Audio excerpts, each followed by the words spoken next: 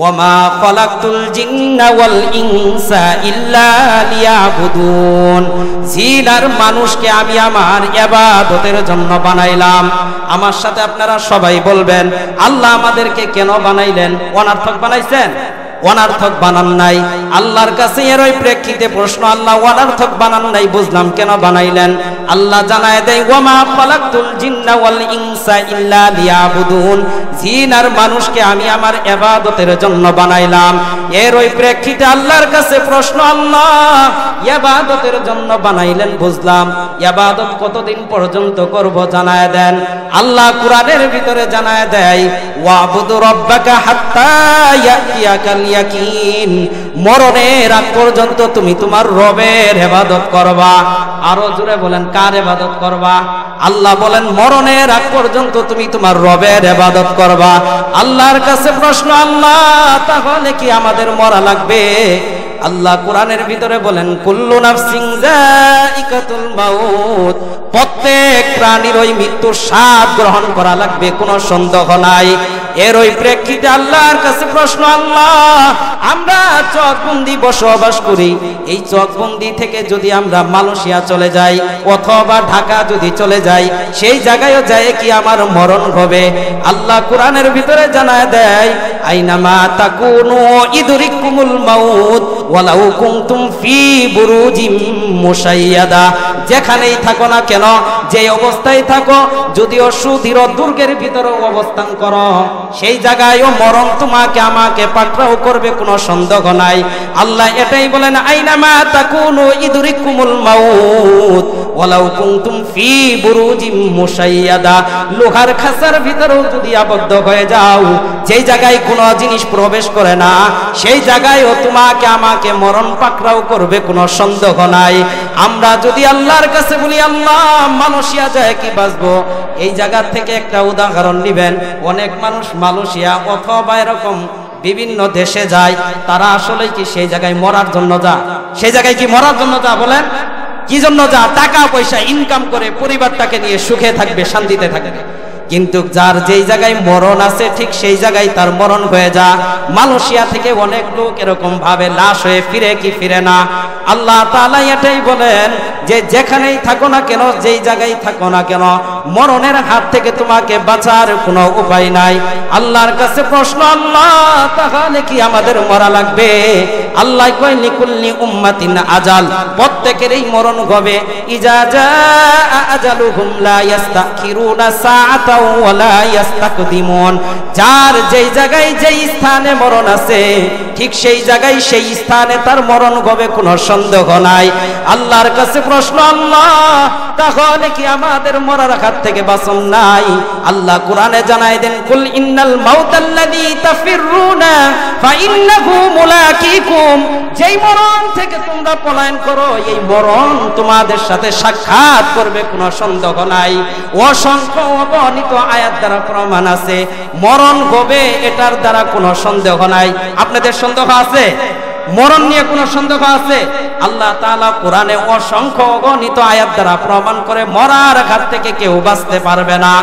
তাহলে একটা হাদিস শুনেন, নবী আলাইহিস সালাতু ওয়াস সালাম قال ما خرجنا رسول الله صلى الله عليه وسلم في جنازة رجل من الأنصار, আল্লাহর নবী সাল্লাল্লাহু আলাইহি ওয়াসাল্লাম সাহাবাদেরকে নিয়ে একজন আনসারীর জানাজায় শরীক হওয়ার জন্য গেলেন।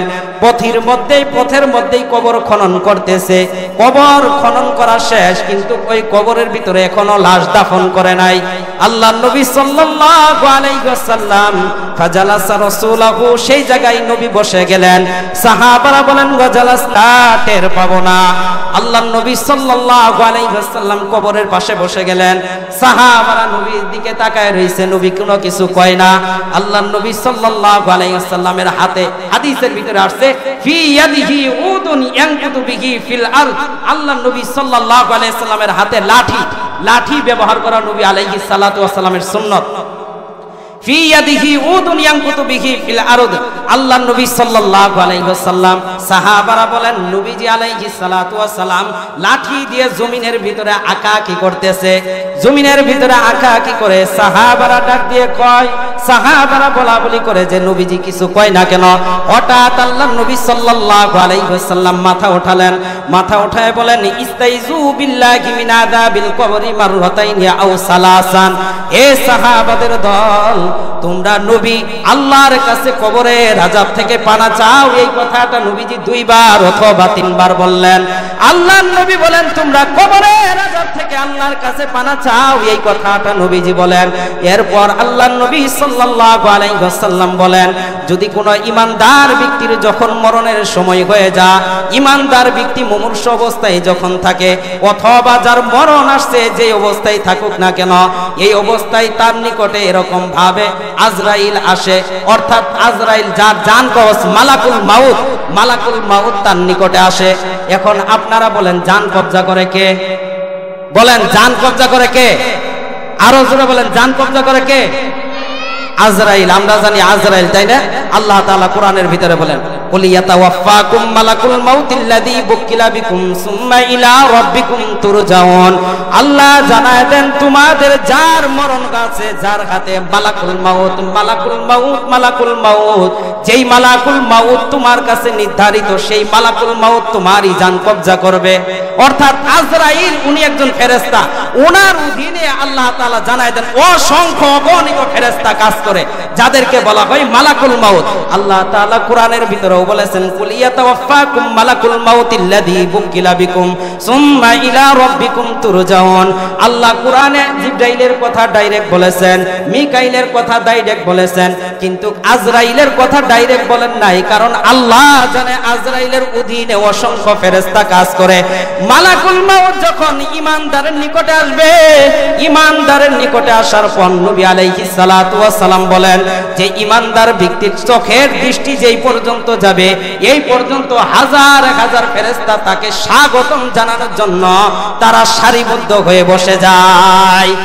সারিবদ্ধ হয়ে বসার পর নবী আলাইহিস সালাতু ওয়াস সালাম বলেন ঈমানদার ব্যক্তির কাছে মালাকুল মাউত আসবে, আর যারা ফেরেশতারা তাকে স্বাগতম জানানোর জন্য আসে, আল্লাহর নবী বলেন তাদের হাতে থাকে 2টা জিনিস। 1 নাম্বার জান্নাতের কাফনের কাপড়, 2 নাম্বার জান্নাতের সুগন্ধি। এইদিকে মালাকুল মাউত তার মাথার কাছে যায় বলে আইয়াতুহান নাফসুল হামিদা, হে প্রশংসনীয় আত্মা তুমি বের হও, ওই আল্লাহর প্রতি বের হও যে আল্লাহ তোমার প্রতি সন্তুষ্ট, এবং আল্লাহ শুধু তোমার প্রতি সন্তুষ্টই নয়, ওই আল্লাহ তোমার জীবনের সমস্ত গুনাহগুলি মাফ করে দিয়েছেন। সুবহানাল্লাহ। মুহতারাম হাজিরিন, আল্লাহর নবী বলেন এইবার মালাকুল মাউত তার জান যখন কবজা করবে, জান নেওয়ার সময় আল্লাহর নবী সাল্লাল্লাহু আলাইহি ওয়াসাল্লাম বলেন যেহেতু ঈমানদার ব্যক্তি পাত্রের ভিতরে যখন পানি থাকে, এই পানি শেষ ফোঁটা যেইভাবে পড়ে, ঈমানদার ব্যক্তিরা আত্মা মালাকুল মাউত নিবে এমন ভাবে নিবে যে শেষ ফোঁটার মতন যাতে ঈমানদার ব্যক্তির কোনো কষ্ট না হয়। ঈমানদার ব্যক্তির আত্মা নেওয়ার পর হাজার হাজার ফেরেশতা তার চোখের সামনে বসা, হাজার হাজার ফেরেশতারা তারা বলবে হে মালাকুল মাউত তোমার কাছে আর আত্মা রাখা দরকার নাই, এই আত্মা আমাদের নিকটে দিয়া দাও। এইবার মালাকুল মাউত তাদের নিকটে আত্মা দিয়া দিবে। আত্মা দেওয়ার পর ফেরেশতারা আসমানের দিকে রওনা হয়ে যাবে। আসমানের দিকে এই আত্মা নিয়ে যাওয়ার অবস্থায় দুনিয়ায় যত ফেরেশতা থাকবে সমস্ত ফেরেশতা তাকে বলতে থাকবে, অন্য ফেরেশতাদেরকে বলবে কার আত্মা, কোন জায়গার আত্মা, কোথায় নিয়ে যাও। এইবার ওই ফেরেশতারা বলবে তোমরা কিভাবে জানো? তখন বলে এই আত্মার এত সুগন্ধি বের হয়েছে, যেই সুগন্ধির কারণে আমাদের সমস্ত ফেরেশতাদের নাককে সুরভিত করে দেয়। ঈমানদার ব্যক্তিরা আত্মা নেওয়ার সময় ফেরেশতারা এই কথা বলবে। এইবার প্রথম আসমানের নিকটে যাবে। প্রথম আসমানের ফেরেশতার কাছে এরকম আল্লাহ তাআলা তাদের কাছে যখন অনুমতি চাবে, অনুমতি দেয়া হবে। প্রথম আসমানের ফেরেশতারা আসমান খুলে দিবে, দরজা খুলে দিবে। দেওয়ার পর প্রথম আসমান থেকে দ্বিতীয় আসমান পর্যন্ত যত ফেরেশতা আছে সমস্ত ফেরেশতারা ওই ঈমানদার ব্যক্তিরা আত্মাকে স্বাগতম জানাইতে থাকে। এইভাবে প্রথম দ্বিতীয় সপ্তম আসমান পর্যন্ত যখন যায়, যাওয়ার পর এইবার আপনারা বুঝবেন মানুষ যখন মারা যায়, মারা যাওয়ার পর দুনিয়ায় থাকে তার কি দুনিয়ায় তার কি থাকে বলেন?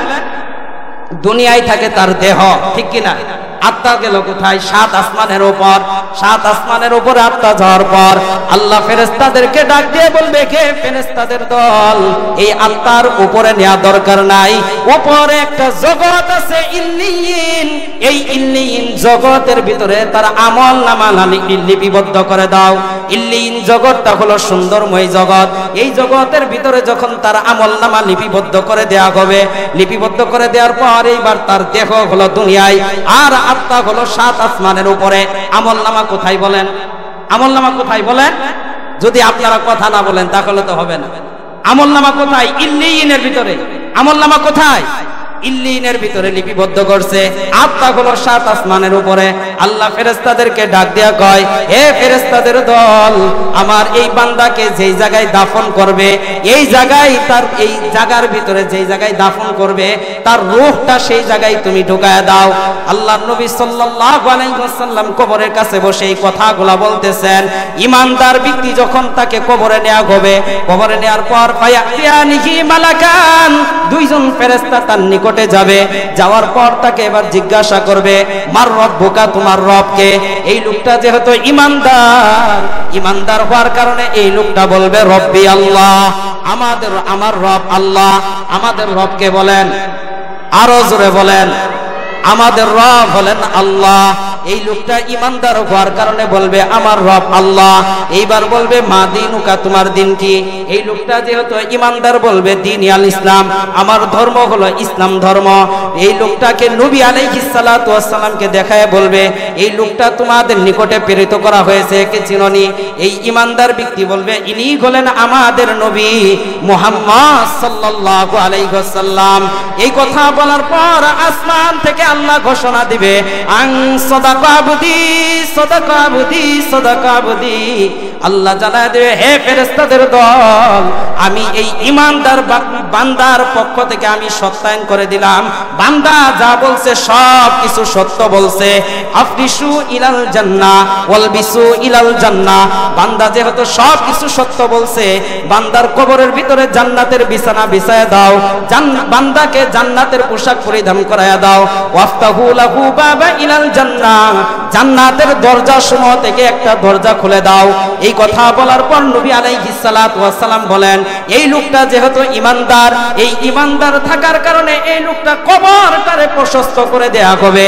আর কবরের ভিতরে যখন যাবে জান্নাতের নাজ নিয়ামত দেখবে।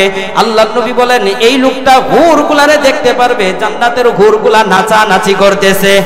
সুবহানাল্লাহ।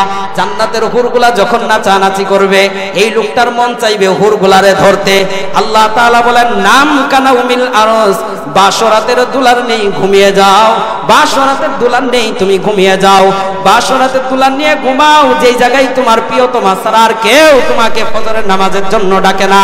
আজকে তুমি এই জায়গায় ঘুমায় যাও, এই জায়গায় তোমার কোনো প্রিয়তমা নাই, আমি আল্লাহ তোমার প্রিয়তমা হয়ে গেলাম।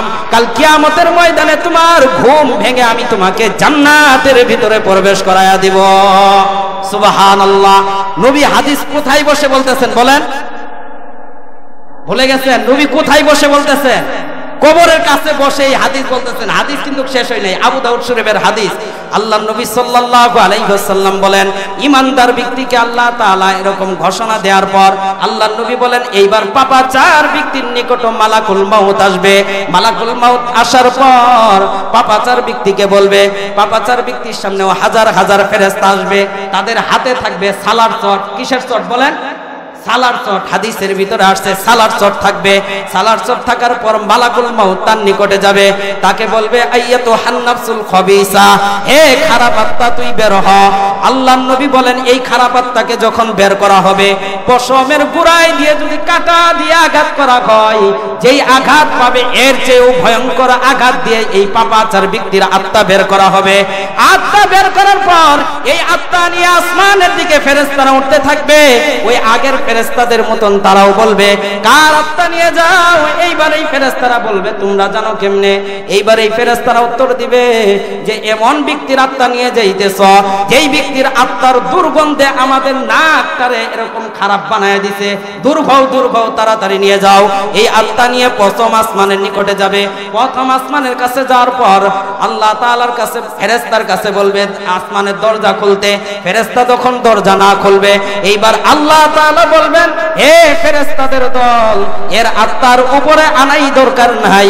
সাত জমিনের নিচে ভয়ঙ্কর একটা জায়গা আছে, সিজ্জিন নামক জায়গা।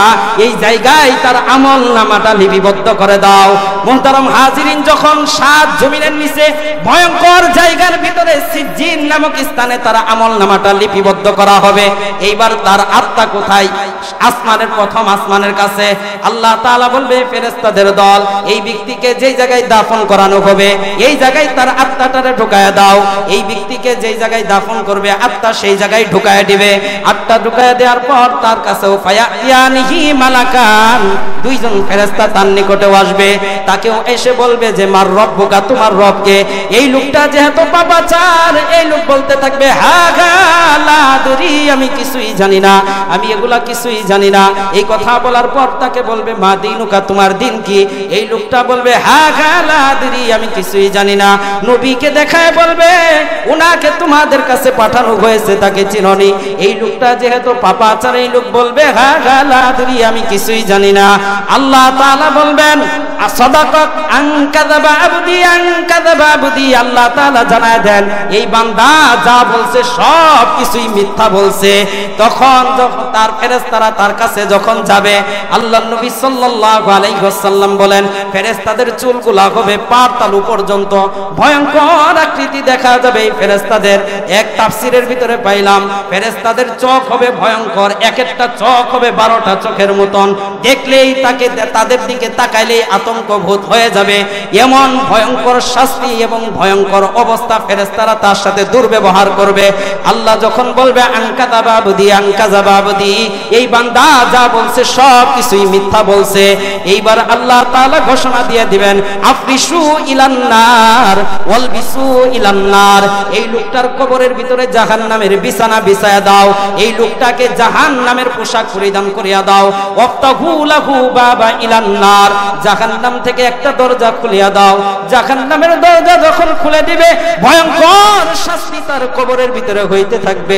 আল্লাহর নবী বলেন এক বর্ণনায় আসছে যে এমন শাস্তি হবে যেই দিকেই তাকাবে সব দিকেই আগুন আর আগুন, উপরে তাকাবে আগুন, নিচে তাকাবে আগুন, চতুর সাইডে সে দেখবে আগুন আগুন। এমন একটা শাস্তি আল্লাহর নবী এক হাদিসের ভিতরে বলেন যারা বেনামাজি হবে তাদের কবরে 3টা ভয়ঙ্কর শাস্তি হবে।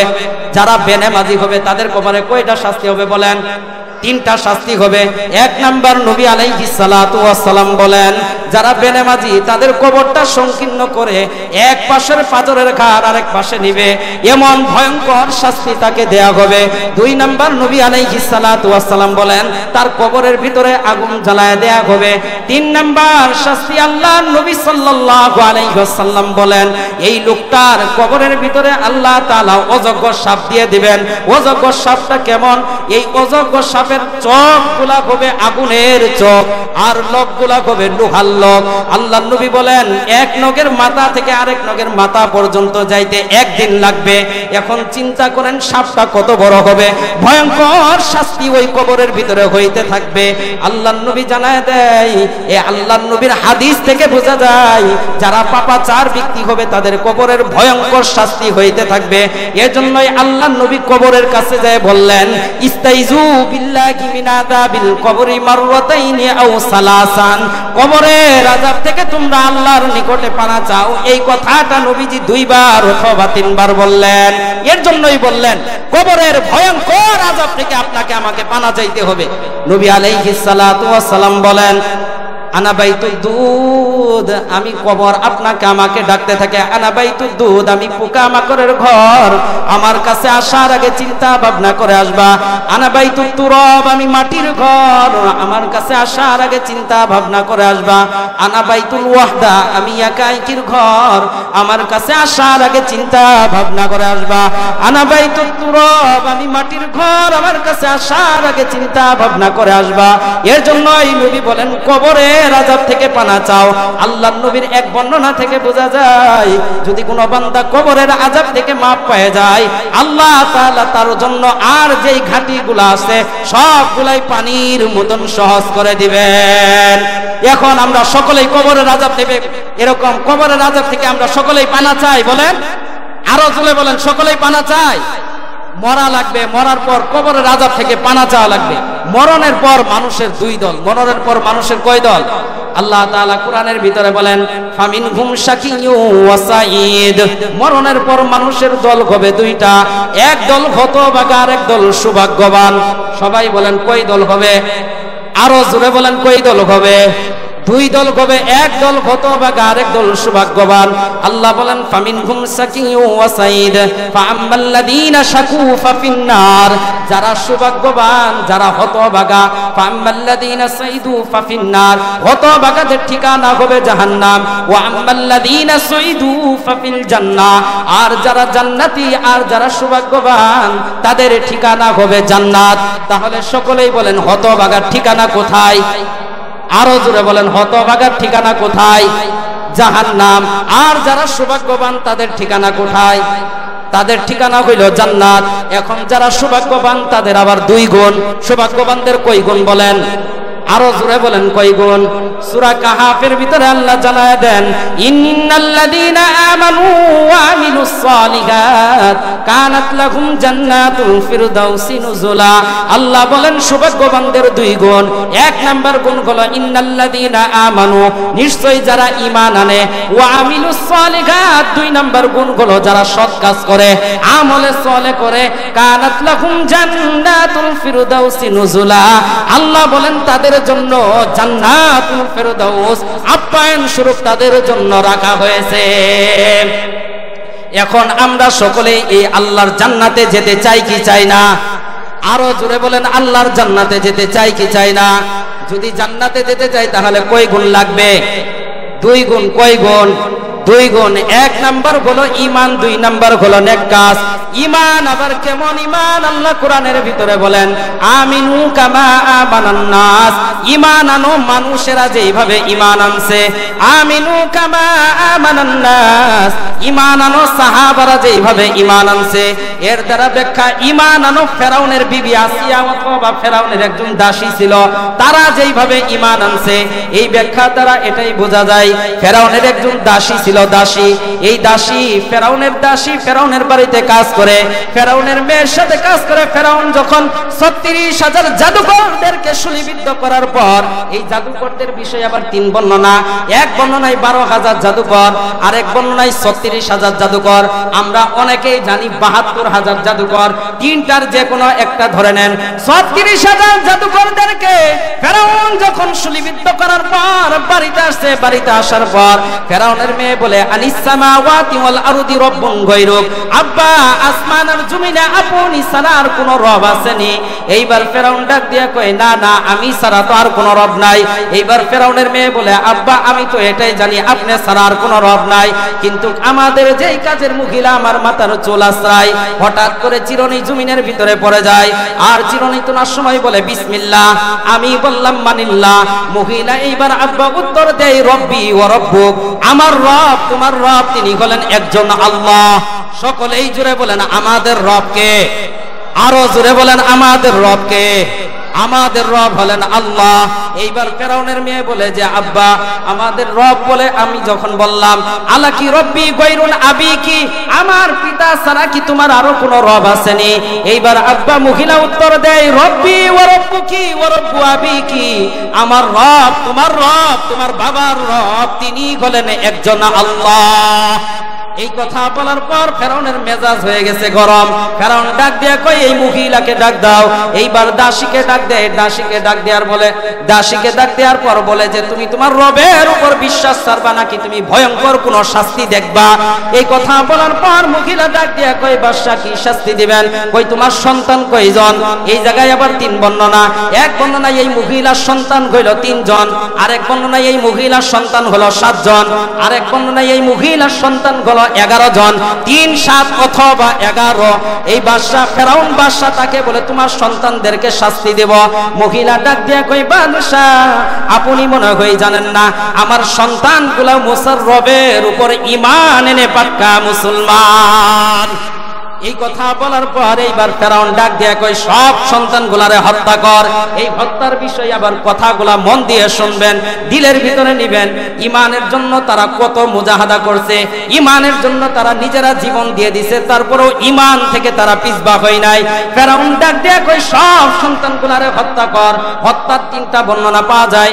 এক বর্ণনার ভিতরে ফাঁসির কাষ্ঠ, আরেক বর্ণনার ভিতরে শূলিবিদ্ধ, এক বর্ণনা ফাঁসির কাষ্ঠ, আরেক বর্ণনায় আগুন জ্বালায়া, আরেক বর্ণনায় তেল গরম কইরা তেলের ভিতরে নিক্ষেপ কইরা। তবে এই জায়গায় সম্ভবত সব সন্তানগুলারে যখন হত্যা করে মহিলাটা অসহায় হয়ে এই সন্তানের হাড্ডিগুলার দিকে তাকায় রইছে। এইবার হাড্ডিগুলার দিকে তাকায় বাদশারে কই বাদশা আমাকেও হত্যা করবেন কোনো সমস্যা নাই, কিন্তু আমার সন্তানের হাড্ডি আর আমার হাড্ডিগুলা এক জায়গায় পুঁতে রাখবেন। এইবার ফেরাউন ডাক দিয়ে কই তোর কি এটাই আশা? কই হ্যাঁ। কই তাহলে তোর মরার জন্য প্রস্তুতি নে। এইবার মহিলা কই মারেন কোনো সমস্যা নাই, যে আল্লাহর উপর ঈমান আনছে এই আল্লাহর উপরে ঈমান থেকে বিন্দু পরিমাণ পিছপা হব না। মহিলাটাকেও হত্যা করে দেয়। হত্যা করার পর ফেরাউন বাড়িতে যায়। বাড়িতে যাওয়ার পর আসিয়াকে ডাক দেয়, ম্যাডাম আসিয়া ঘরে আছে? আসিয়া ডাক দিয়া কই স্বামী কি বলার বলেন। এইবার আসিয়া যখন এই কথা বলে ফেরাউন বলে কোনো কিছু শুনছনি? আমাদের যেই কাজের মহিলা আর তার সন্তানগুলারে হত্যা করে আসলাম। আসিয়া আসমানের দিকে তাকায় আর বলে যে আমি এগুলা জানি। কই তুই কিভাবে জানিস? ওই যেই মহিলার যেই সন্তানগুলারে তুমি হত্যা করলা এর ভিতরে ওই মহিলার ঈমান এত পাওয়ারফুল, এত শক্তিশালী থাকার কারণে এই মহিলার আত্মা আল্লাহর আরশে নেওয়ার জন্য হাজার হাজার ফেরেশতা আসমানে প্রতিযোগিতা লেগে যায়। সুবহানাল্লাহ, আরো জোরে বলেন সুবহানাল্লাহ। এই কথা বলার পর ফেরাউন ডাক দিয়ে কই আসিয়া তুইও কি ঈমান আনছস? আসিয়া কই হ্যাঁ আমিও ঈমান আনছি। এইবার ফেরাউন দৌড় দিয়ে হামানের নিকটে যায়। হামানকে যায় বলে দোস্ত সর্বনাশ হয়ে গেছে। কই কি হইছে বলেন। কই আসিয়া তো এখন ঘরে আমার বিবি আমারে খোদা মানে না। কই সর্বনাশ, ঘরের বিবি যদি আপনাকে খোদা না মানে তাহলে বাইরের মানুষ আপনাকে খোদা কিভাবে মানবে? কথা তো সত্যই।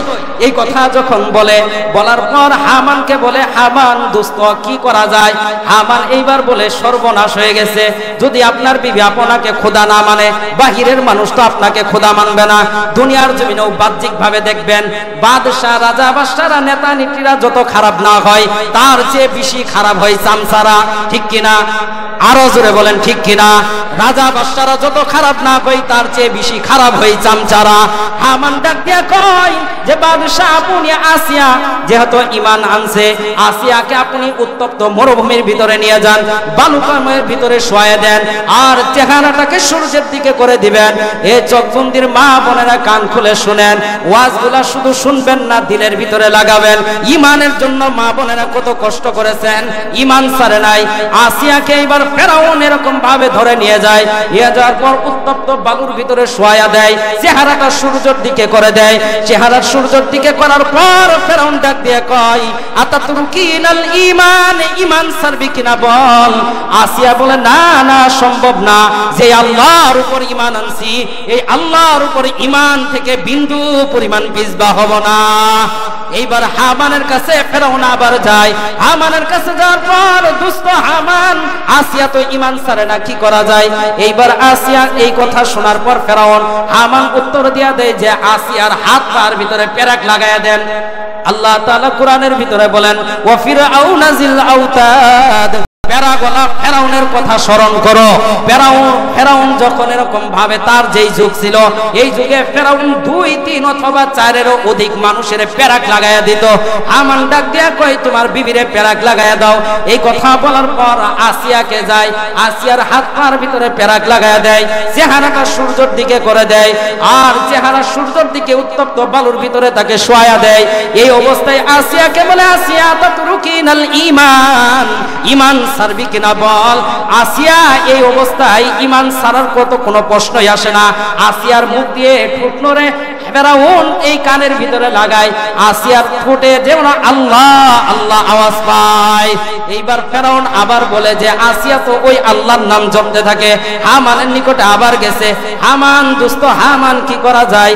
এইবার হামান তাকে পরামর্শ দেয় যে আপনি একটা বেলেট নিয়ে যান, বেলেট, এই বেলেট দিয়ে শরীরের চামড়াগুলা খসায় দেন আর চেহারাটাকে সূর্যের দিকে করে দেন।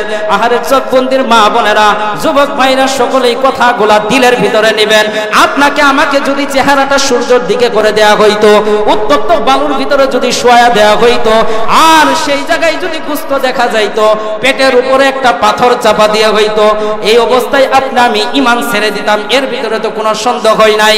আসিয়ার এই অবস্থায় থাকার পর আসিয়াকে আবার ডাক দিয়া কয়া তাতরুকিনাল ঈমান, ঈমান ছাড়বি কিনা বল। আসিয়া ঈমান ছাড়তে রাজি না। আসিয়া ঈমান ছাড়ে না, বরং আজকে আরো আসিয়া হাসি দেয়া শুরু করে দেয়। আসিয়া যখন হাসি দেখছে, এই হাসি দেখার পর এইবার হামানকে বলে আসিয়া তো ঈমান ছাড়ে না, আরো হাসে। এইবার ফেরাউন বলে মা ইদু হিকু কি লিমাতা হাকিনা, হাসস কেন, হাসার কারণ কি বল। ফেরাউন তার বিবিরে বলতেছে হাসস কেন, হাসার কারণ কি বল। এইবার ফেরাউন এরকম ভাবে হামানের নিকটে যা, হামান পরামর্শ দেয় বিশাল বড় একটা পাথর নিয়ে যান, পাথর নিয়ে আসিয়াকে আপনি হত্যা করে ফেলেন। এইবার ফেরাউন বিশাল বড় একটা পাথর নিছে, পাথর নিয়ে আসিয়াকে বলে মা ইদু হিকু কি লিমাতা হাকিনা, হাসস কেন, হাসার কারণ বল।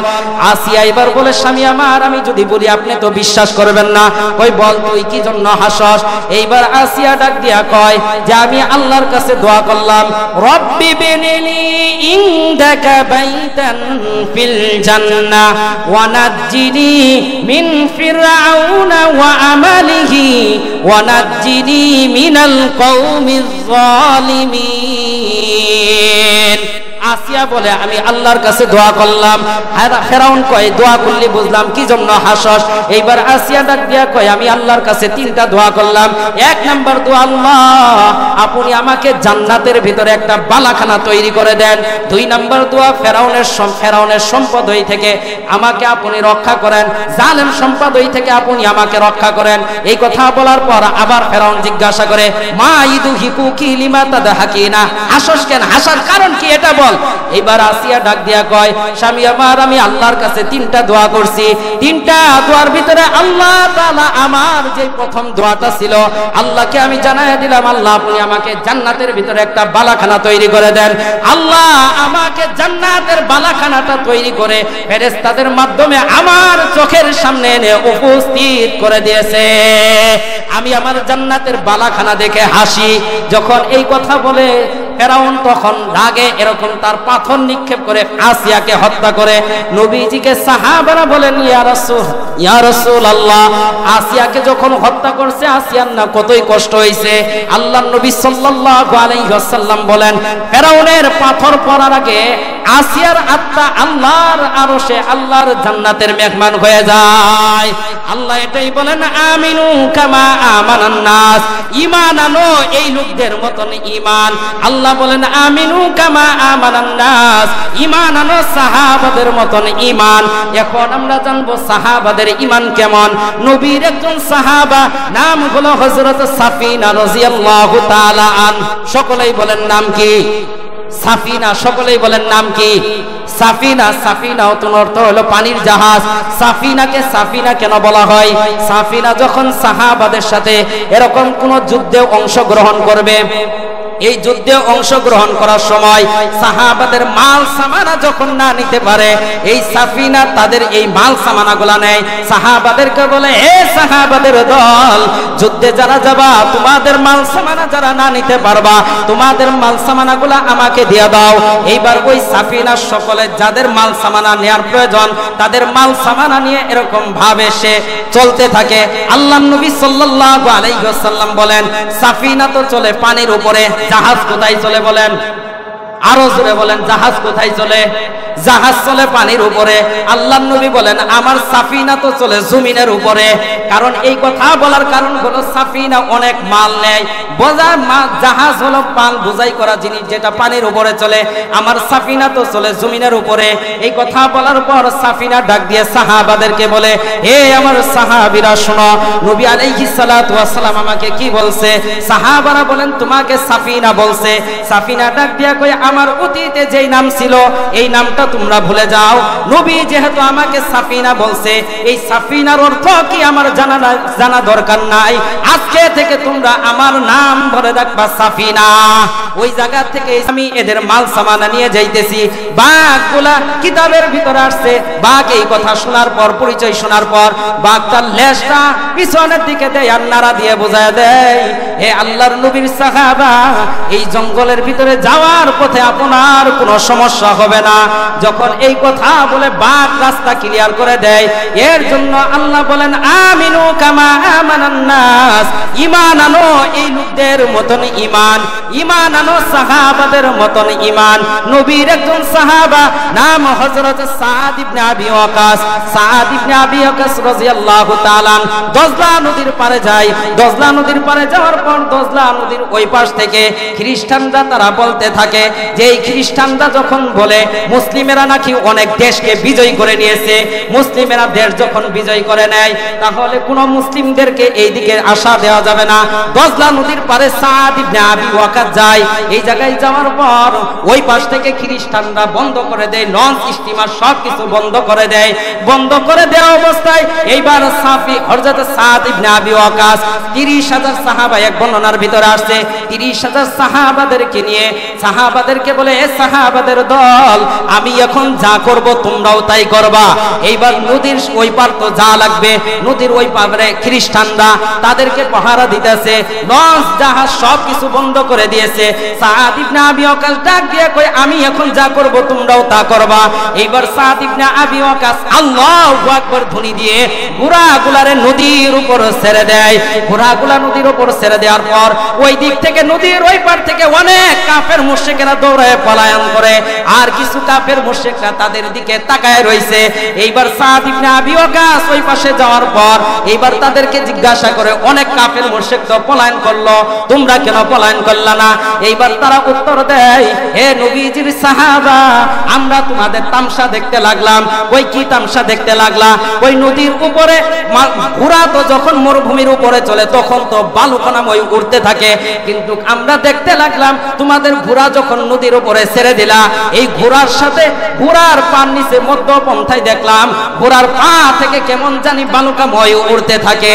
আল্লাহ কোরআনের ভিতরে বলেন, আমিনু কামা আমানান নাস, ঈমান আনো এদের মতন ঈমান।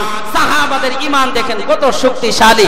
ঈমানের পাওয়ার থাকার কারণে, ঈমান শক্তিশালী থাকার কারণে আল্লাহ তাআলা নদীর উপর দিয়ে ঘোড়া এরকম ভাবে 30,000 সাহাবা সহ নদীর উপর দিয়ে পার হয়ে যায়। ঈমান যদি শক্তিশালী না থাকতো, ঈমান যদি পাওয়ারফুল না থাকতো তাহলে এটা সম্ভব হইতো না।